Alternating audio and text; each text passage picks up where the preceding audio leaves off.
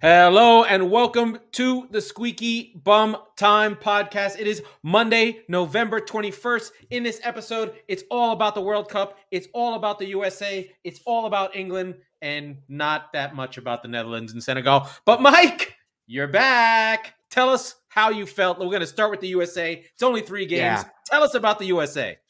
Oh, I still get shivers down my spine. If you're watching this live, you can see my stupid hat and my stupid scarf. I am back. Crazy, jingoistic, and xenophobic. Mike is out of his cage. And man, did I woke up today like a completely, like I rose from the phoenix of just all the ashes of nonsense and shitty U.S. men's national team years. And it was back to the heyday. I was excited. It was a kid on Christmas morning feeling. I woke up knowing that England was going to beat the piss out of Iran, so I got to kind of enjoy that good as a kind of an appetizer, if you will. Really and I good. knew that we had a winnable game against a Welsh team, which if you listened last episode, you know that I did not have a lot of optimism. No. But I did say that it would be a 1-1 draw. So did you? I don't remember. I did. I don't remember if I said it on the show, but I said it to a bunch of people. Anyway, point being, I all of the pessimism I felt going into this, I really started to think more and more about it, and again, all the nationalistic pride took over, and whether win or lose, I was just excited to have my boys be in the World Cup again. So it was everything I asked for and more. At the end of the day, it felt very familiar. Kind of like a Tottenham match. But yeah, I don't know. Where do you want to start? You want to bang out England, Iran, and then get to the No. Let's go. Let's do US. I don't think that way is good. I think that what I saw from the US, especially the first half, was the best I'd seen the US play in a long time. I thought they were fantastic. I thought Wales were really passive, and they played with the 3 fast guys, not your boy Kiefer Moore on there. You know, Pulisic was really good. Weah was really good. I think that those pieces were good. Tim Ream and I think Zimmerman, even though later on in the game he is culpable, gives up the penalty. Everything about the U.S. performance in the first half was fantastic. The only downside was I thought the referee, and this wasn't bad, I thought he was fairly consistent. He gave out cards really early. Dest picked one, and McKennie picked up one early. So the game was physical, and I think that there was an attempt by both teams to get each other in trouble. So there was a little bit of edginess. This game was intense. And I think one of the things I forgot about was having watched the Premier League, and we kind of take it for granted and we kind of wait till later stages, is World Cup games are fucking intense. Well, there's so much riding on every goal, right? Everything. Even to go back to England for a second, like intense. When Iran scored to make it 4-1 and then 6-2 late, the refrain was, does that potentially matter? Almost definitely not. But the every single goal matters in a 3-game series, if you will, where goal difference is the tiebreaker, right? And so there was just such a scrap. What was weird though, like watching Senegal and the Netherlands, that didn't have intensity. This Wales USA game had intensity. I think that they were relatively evenly matched, but what I didn't realize as I was watching it was the US is really much more talented than Wales. Wales players were losing the ball. Bale in the first half, he was ineffectual, but anytime he got a touch, he lost it. His passes went away. Well, guys you'd expect to be good were bad. Like Aaron Ramsey just passed balls out of play. I thought, Harry Wilson, and these are the players that Wales needs to be good. They were poor. Yeah. I don't even think Daniel James touched the ball. No, I don't. He probably had a handful of touches. James was invisible. Bale, you could tell, had hornets nest around him every time he got close to the ball. Wilson, I thought, was fine. Ramsey was right. But yeah, I mean, it was a tale of 2 halves, and it was more about what the U.S. was doing in the first half than what Wales wasn't doing. It didn't feel like Wales was intentionally playing a counterattacking style. It felt like the U.S. was forcing them into it. Maybe a little bit of both.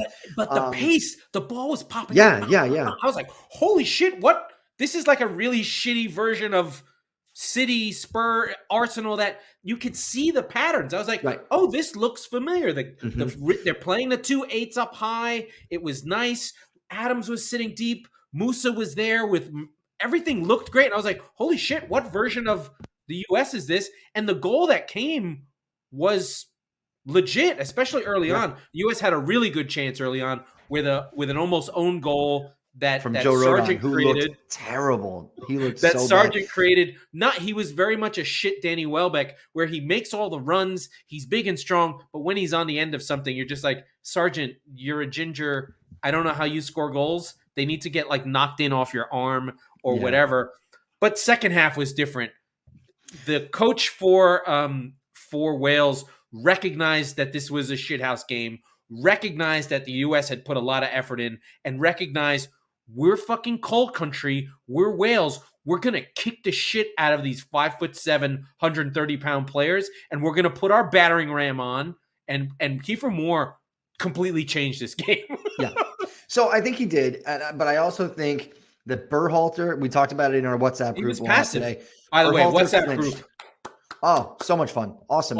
We'll put a link in the episode description. It's already there, my friend. It's already so fun. I put it in and I took it out. You can get the link to the WhatsApp group from the Facebook group, because if we make it public, we get crypto and whores. Anyway. Or crypto whores. Crypto whores.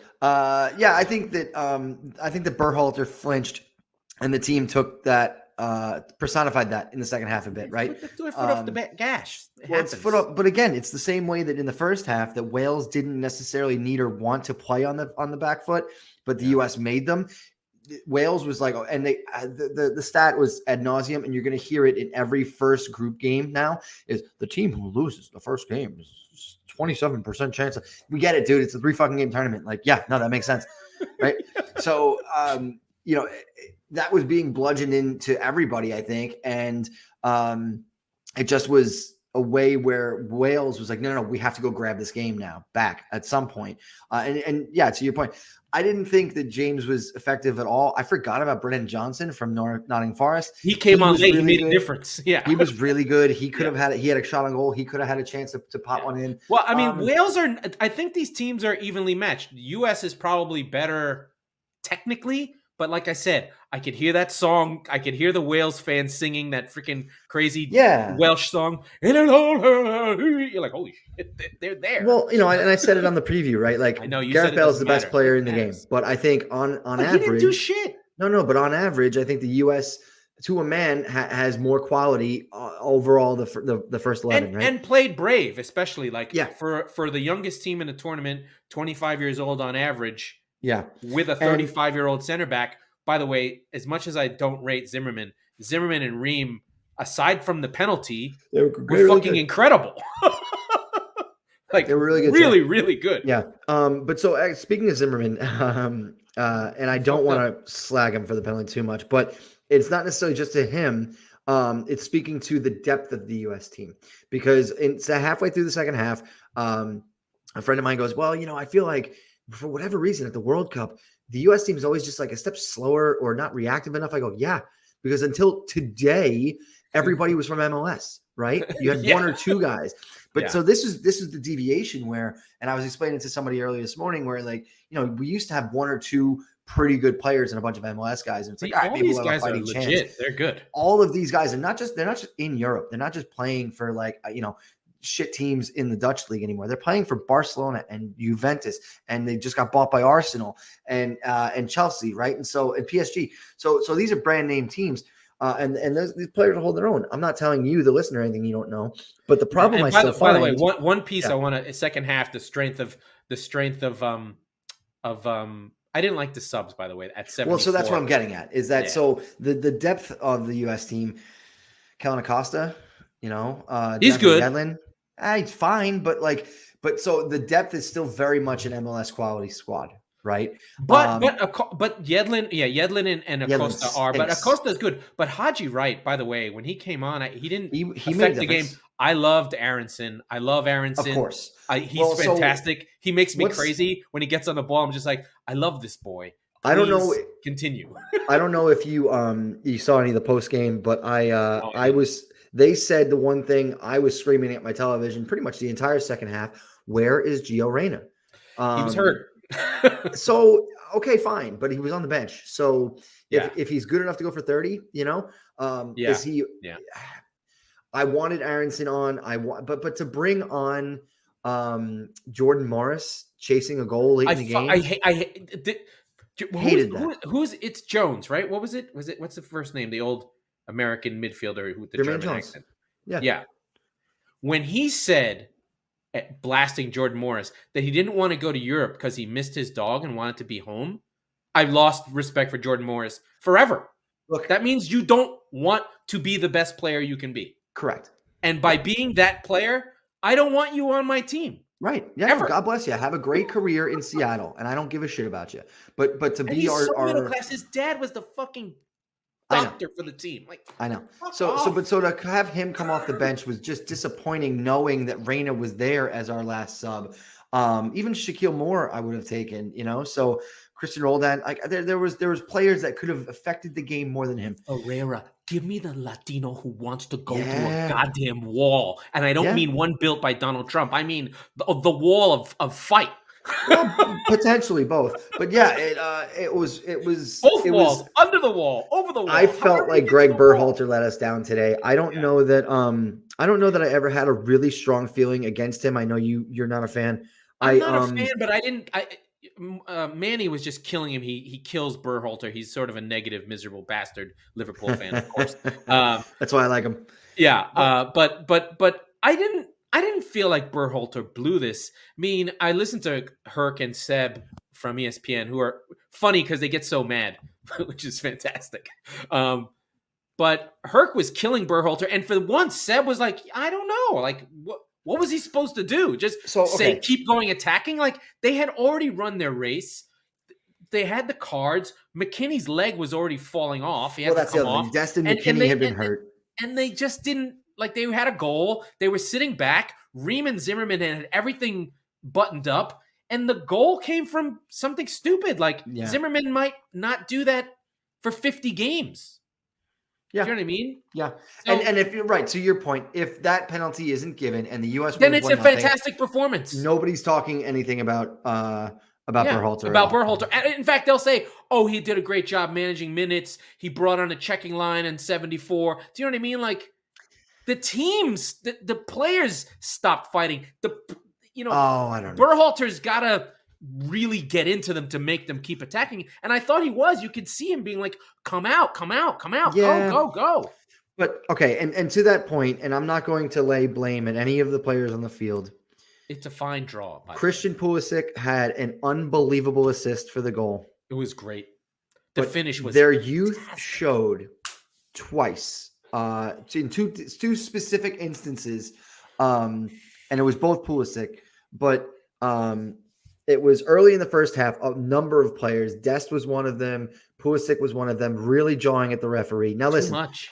Whether they're right or wrong, I think that they had a legitimate case. I think that they were soft yellows. I think they were too early in the game. And I don't think they were consistent enough on Wales either. But even taking that aside, you're in the World Cup. You're playing Wales. You're not playing the referee. You're playing Wales. Every second that you take to worry about what that idiot ref is doing and what he's fucking you over and what all that stuff is a second you're not worrying about your assignment, right? By the way, enough. A great point. Pulisic got in the ref's ear to tell him to calm down. Yes. Did you see that? He was like, dude, you can't be giving out all these yellows. This is the World Cup. Take it easy, Papa. Yeah. Take it easy. Yeah. So, I mean, implications. I want to get to England because we're sort of pressed for time. Real quick, and then the other last thing was, they were starting to break down, and Pulisic again was down in the second half a number of times. He was getting the shit kicked out of him. I understand he's a petite little fella. Shit kicked out of him. But to sit there on the ground, it gave me Chuck Knobloch vibes, like, right? Because get up, dude. We're down. We're up a goal. We're defending like our life depends on it. And you're sitting in the attacking half on your ass, just bitching about they're not going to kick the ball out. Go kick the fucking ball out, then, dude. Like that's the thing. I guess the retort would have been, hey, they did it for Wales. No, but stop. Don't. This is how you are a middle-class kid from Hershey, Pennsylvania. Just because the kid from Brazil goes, fuck him. I'm going to get up and go fuck him back. Right? Like, go get it.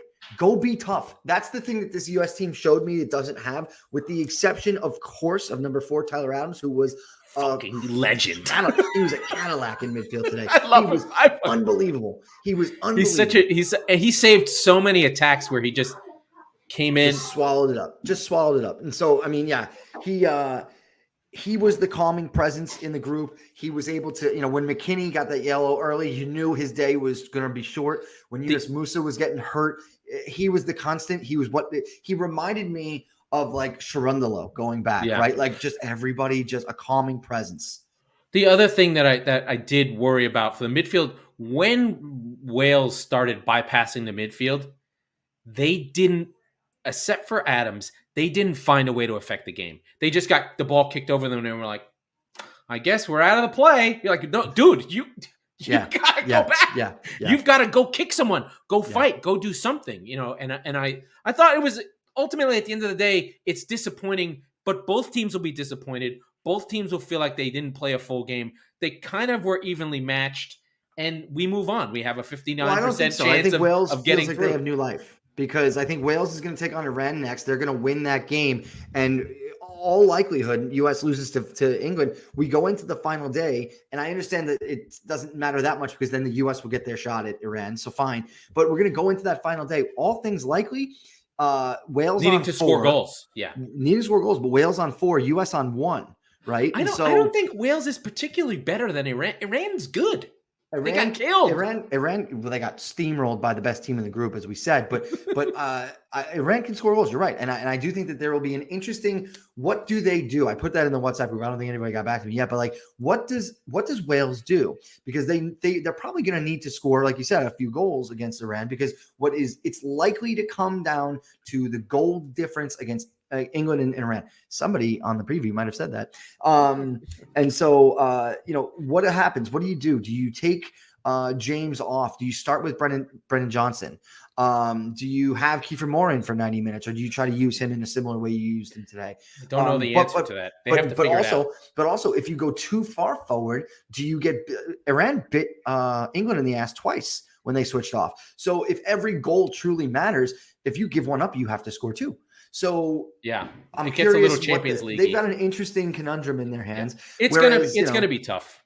Yeah. Whereas the U.S., when I watched the thing that I took away from the England game today was it was waves of enemies for Iran. Poor Iran, right? It was an onslaught in the beginning, and then just when you're like, okay, fine, Saka's going off and Sterling's going off, and here comes Phil Foden and Jack Grealish. Right, Mason Mount's going off, but here comes Callum Wilson came on for Harry Kane, right? So so in that moment where if you put the U.S. in that spot, regardless of the score, we can't. If it's 1-0, what I saw today, we can't hang with the regular England side, which will wear you down over 90 minutes. But if you have fresh reinforcements, Phil Foden coming off the bench, are you fucking kidding me? Yeah, are you fucking kidding me? And the one last thing on this game is that U.S. is walking away with, I believe, 3, maybe more.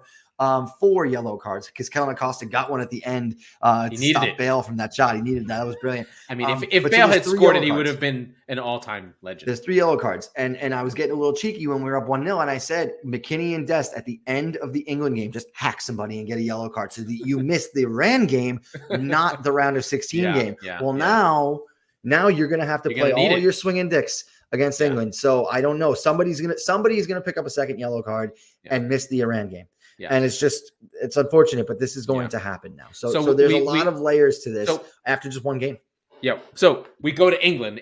We're probably not going to get to Netherlands, Senegal, just because no time for that. Netherlands won 2-0. They don't have Mane anyway. On to the next. The England game was interesting because I think there's a new dynamic. I think the first thing is they did not play 5 at the back, which was nice. So England had the 2 midfielders in Rice and Bellingham. And Bellingham just is dynamic. He's a different gravy. He can get that transition from attack to defense was fantastic. Stones, Maguire, Shaw, Trippier were the back line, which was just Maguire good? He was good. He made the line-breaking pass for the first goal, which was really, really nice. He could always do that. He just doesn't. And then the header down to Saka's goal was him as well.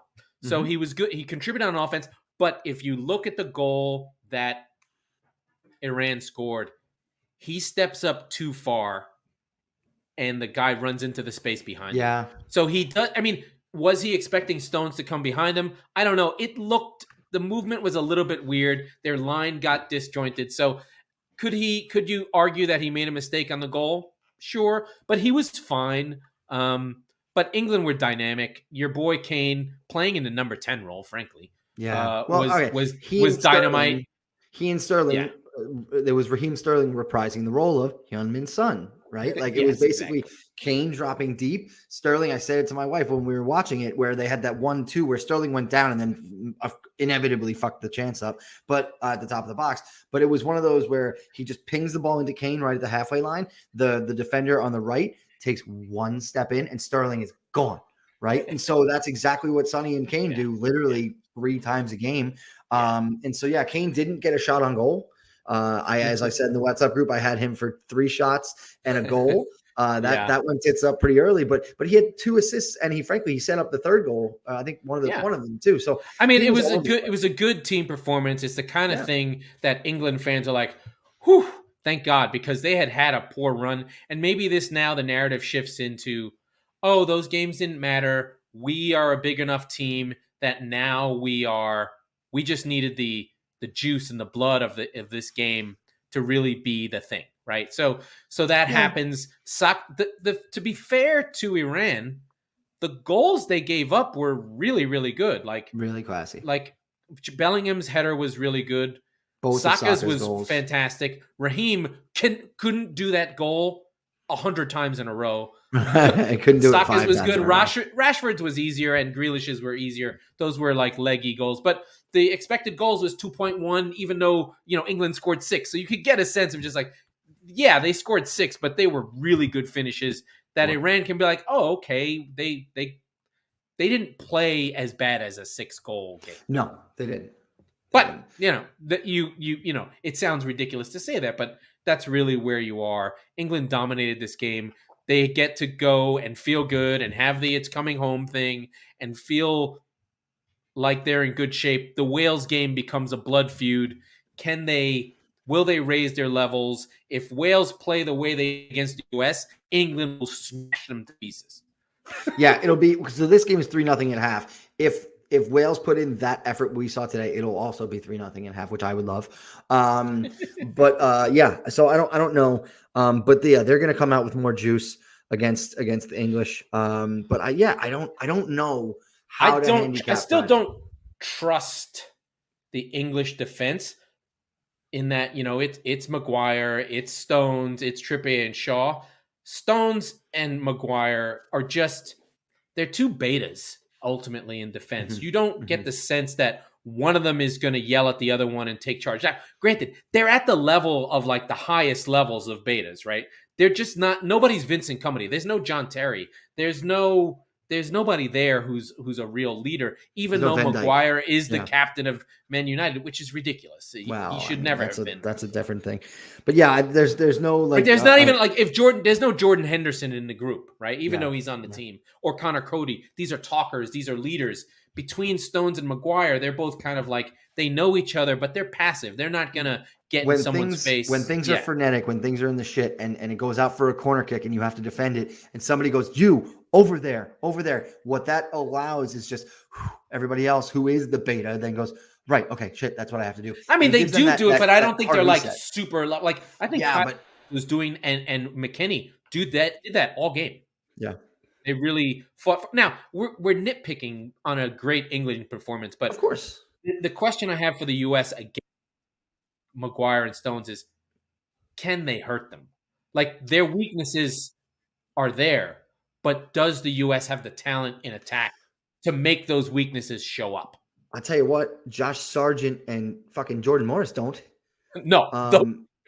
But my question is, if he was good enough to go on the bench today, do we see Gio Reyna in some capacity on Friday? And also, does Brendan Aronson start? Now, that's not fair because when the lineup came out, I said I would not have started Weah. I would have gone Aronson. Hey, fantastic finish on that goal. I think that gets very underrated because all the talk was. It was outside of the boot with power. Oh, it was really classy, good. Really classy finish. Yeah, really good. And through the keeper, right? So it wasn't necessarily like he went around him. So yeah, fine.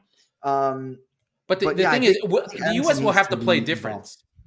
How do you mean? They'll have to play different because they had the ball this game. Against England, they won't have the ball. Yes, right. I gotta go. Yeah. Anyway, yeah. So yeah, I mean, look, that's going to be it. I mean, not a whole lot of action. We'll get into what the calamity and the nonsense of what the Qatar World Cup has been. It's been a disaster so far, predictably almost. I don't think so. They're Muslim from the 4th century. No. Why On trying the to bring ground them to itself, the 20th there's been century? problems with people getting tickets. There's been nobody there. There are people chanting, "We want beer." It's a shit show. But we knew it was going to be a shit show. But we've got Poland, Argentina, France, Denmark, Germany, we'll Costa pick it Rica, all up Spain, on Thursday. Belgium, all of these teams, or countries Wednesday, are in action. We will come back to you probably on Thanksgiving night to get you ready for the American Revolution Part 3. Yes. Maybe Part 4? Okay. We'll pick it up later. That was the Squeaky Bum Time podcast with Mike and Laurent. We are the football wing of the Chop Sports Network. We record on Tuesdays and Fridays, so be sure to subscribe wherever you get your podcast. Please find us on the Facebook group and find the WhatsApp link there, and you can enjoy time with us and fight with Manny and the gang. Oh, it is so hot in Florida.